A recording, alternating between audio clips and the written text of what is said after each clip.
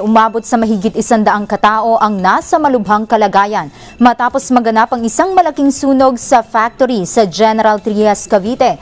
Ang nasabing factory ay gawaan ng iba't ibang parte ng bahay na karamihan ay gawa sa kahoy na may ilan ding kemikal na lalong nagpabilis ng paglaki ng apoy. May report si Ronald Heneraga.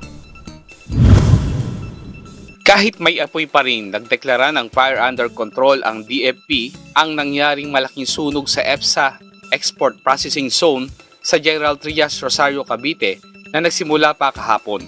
Umakyat sa 155 sugatan sa insidente ang naitala kaninang alauna ng umaga. Ayon sa mga nakasaksi, nagtakbuhan ng mga empleyado ng HTI, House Technology Industries Limited, nang isang malakas sa pagsabog ang narinig na siyang pinagmula ng sunog. Nagsimula umano ang sunog sa power saw kung saan pinuputol ang mga kahoy ng kumpanyang House Technology Industry o HTI. Ayon kay Region 4A Fire Superintendent Sergio Soriano, hindi nila mainspeksyon ang loob ng EPSA kung kumpleto sa fire safety standard ang loob ng Philippine Economic Zone Authority sapagkat may sariling panuntunan at fire inspector ang EPSA. Hindi rin umano nila basta mapasok ang gusali dahil baka bumigay ang mga pose nito at matabunan ng mga bombero na umapula sa sunog.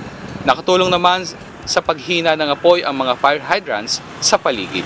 Ang factory na may lawak na 275 hectares ay gawaan ng iba't ibang parts ng bahay na karamihan ay gawa sa kahoy.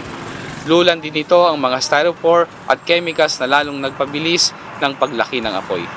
Sinamantala na rin ng mga fire marshal ang pagkakataon upang manawagan sa mga mamabatas na i-review ang fire safety code ng bansa at maiwasan muli ang trahedyang gaya na nangyari sa factory sa loob ng economic zone. Mula dito sa Cavite, kasama si Jennifer Ortiz, ito si Ronald Heneraga para sa Eagle News.